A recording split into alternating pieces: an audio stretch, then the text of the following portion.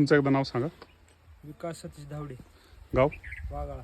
वाघाळा. आपल्याकडं 10 गायी इथं, हो तर 3 वासरं इथं.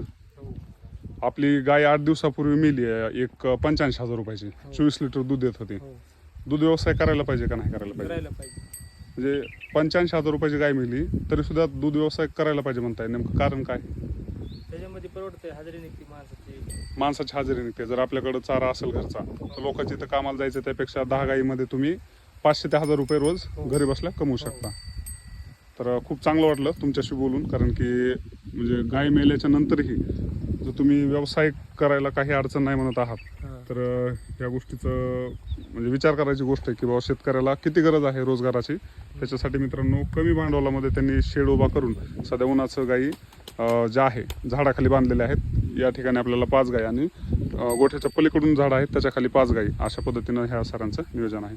धन्यवाद सर माहितीसाठी.